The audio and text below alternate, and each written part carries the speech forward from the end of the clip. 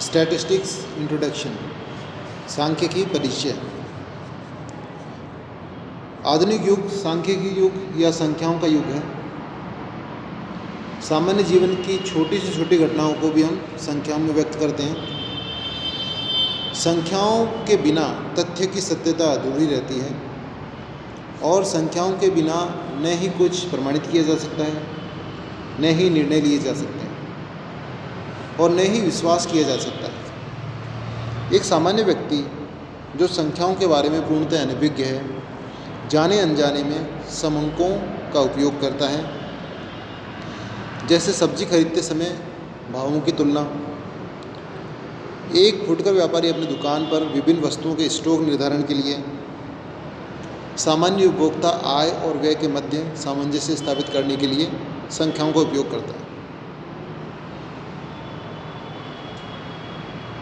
संख्यात्मक विवेचन पर ही सामाजिक, आर्थिक, राजनीतिक समस्याओं को समझा जा सकता है और उनके समाधान करने पर विचार किया जा सकता है। इस संदर्भ में ब्रिटिश विद्वान लॉर्ड केल्विन ने लिखा है, जिस समय के संबंध में आप बात कर रहे हैं, यदि आप उसे माप सकते हैं और संख्याओं में व्यक्त कर सकते हैं तो आप उस विषय में कुछ जानते हैं, किंतु जब आप उसे माप नहीं सकते, जब आप उसे संख्याओं में व्यक्त नहीं कर सकते, तो आपका ज्ञान अल्प तथा असंतोषजनक प्रकृति का है।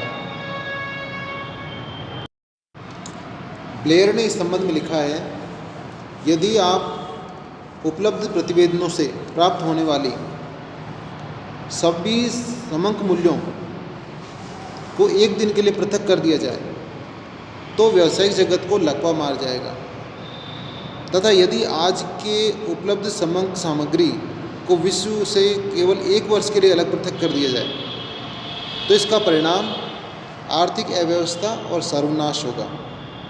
इस प्रकार आज का मानव केवल समंकों के सहयोग से ही अपने विवेकपूर्ण निर्णय लेने में सफल होता है। ओरिजिन ऑफ स्टैटिस्टिक्स, सांख्यिकी की उत्पत्ति। प्रारंभ में सांख्यिकी का उपयोग शासकों द्वारा अपने राज्य की करारोपण एवं युद्ध संबंधी सामरिक शक्ति को जानने के लिए तथा भूमि के उपयोग एवं मापने के लिए किया जाता था। राज्य स्टेट से संबंधित होने के कारण इसे अंग्रेजी में स्टैटिस्टिक्स कहा जाता है। सांख्यिकी स्टैटिस्टिक्स शब्द अंग्रेजी भाषा के स्टेट राज्य शब्द से निकला हुआ है। लैटिन भाषा में स्टेट को स्टेटस, रोमन भाषा में स्टैटो, जर्मन भाषा में स्टैटिस्टिक और इटली भाषा में स्टैटिस्टो कहा जाता है। वैसे स्टैटिस्टिक्स शब्द का सर्वप्रथम प्रयोग 1749 में जर्मनी के प्रसिद्ध गणितज्ञ फ्राइड अकिनवॉल ने किया था, जिन्हें सांख्यिकी का जन्मदाता भी कहा जाता है। भारत में भी आंकड़े एकत्रित करने के प्रमाण कौटिल्य और मेगास्थनीज आदि के लेखों में मिलते हैं। सांख्यिकी के उपयोग और विकास के दो प्रमुख कारण हैं। पहला कारण है बढ़ती हुई मांग, इंक्रीजिंग डिमांड, और दूसरा गिरती हुई लागत, डिक्रीजिंग कॉस्ट। पहला, बढ़ती हुई मांग। जब भी किसी विज्ञान का विकास होता है तो उसकी मांग उसका कारण होती है। आवश्यकता ही आविष्कार की जननी है।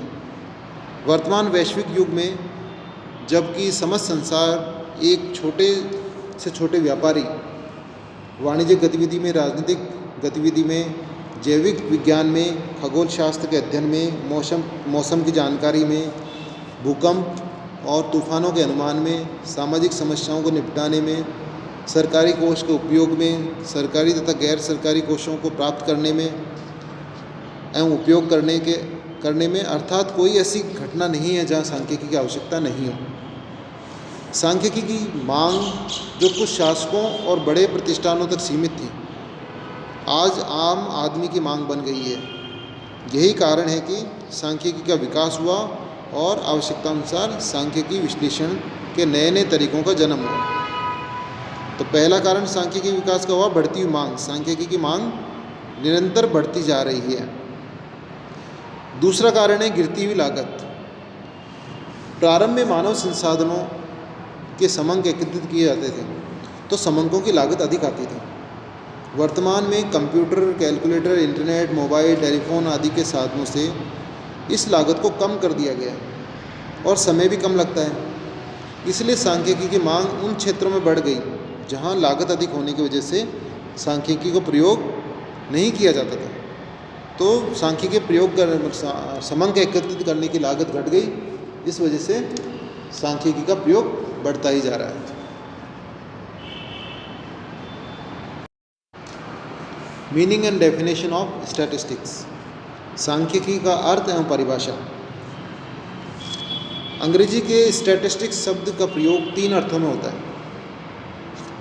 हिंदी में इन 3 अर्थों को प्रकट करने के लिए 3 अलग अलग शब्दों का प्रयोग होता है। ये 3 शब्द हैं आंकड़े या समंक, सांख्यिकी और प्रतिदर्शज। साधारण प्रयोग में इस शब्द का उपयोग आंकड़ों के अर्थ में होता है, जैसे भारत में जन्म मृत्यु दर के आंकड़े, अपराध संबंधी आंकड़े, मूल्य संबंधी आंकड़े। समंक तथ्यों का अंकों के रूप में व्यक्त किया गया संग्रह मात्र है। समंक तथ्यों को अंकों के रूप में किया गया एक संग्रह मात्र है। स्टैटिस्टिक्स शब्द का दूसरा अर्थ उन विधियों से है जिनका प्रयोग सांख्यिकी में किया जाता है। सांख्यिकी के अर्थ को परिभाषित करने के लिए इसे 2 भागों में बांटा जा सकता है, बहुवचन के रूप में और एकवचन के रूप में। बहुवचन के रूप में सांख्यिकी से तात्पर्य आंकड़ों या समंकों से है, जैसे मूल्य समंक, कृषि समंक, उत्पादन समंक, बेरोजगारी समंक। एकवचन के रूप में सांख्यिकी से तात्पर्य सांख्यिकी विधियों से है, जिनकी मदद से समंकों का संकलन, विश्लेषण व निर्वचन किया जाता है। समंक के रूप में सांख्यिकी को प्रमुख विद्वानों ने अनेक प्रकार से परिभाषित किया है। सबसे पहला वेबस्टर के अनुसार समंक वे वर्गीकृत तथ्य हैं जो एक राज्य के निवासियों की स्थिति से संबंधित हैं। विशेषतः वे तथ्य जो संख्याओं में या किसी सारणीकृत या वर्गीकृत व्यवस्थाओं के रूप में प्रस्तुत किए जा सकें। यूल और केंडाल के अनुसार समंकों से अभिप्राय उन सांख्यिकीय या संख्यात्मक तथ्यों से है जो पर्याप्त सीमा तक अनेक कारणों से प्रभावित होते हैं।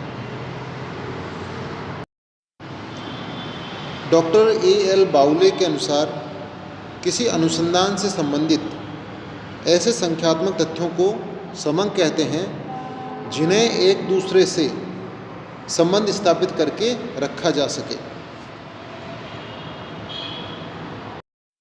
अगली परिभाषा कॉर्नर के अनुसार समंक किसी प्राकृतिक या सामाजिक घटना के माप, गणना या अनुमान है जिन्हें व्यवस्थित रूप से विन्यासित कर उनमें पारस्परिक संबंध प्रतिदर्श किया जाता है। अगली परिभाषा हॉरेस सेक्राइस्ट के अनुसार समंकों से हमारा अभिप्राय तथ्यों के ऐसे समूह से है जो पर्याप्त सीमा तक विविध कारणों से प्रभावित होते हैं, संख्याओं में व्यक्त किए जाते हैं, जिनकी गणना या अनुमान परिशुद्धता के यथोचित स्तर तक की जा सकती है, जिन्हें किसी पूर्व निश्चित उद्देश्य के लिए क्रमानुसार संग्रहित किया जाता है तथा उन्हें तुलना के लिए एक दूसरे के संबंध में रखा जा सकता है। हॉरेस सेक्राइस्ट की परिभाषा समंक के सभी विशेषताओं का समावेश करती है, अतः यह एक उपयुक्त और परिपूर्ण परिभाषा है।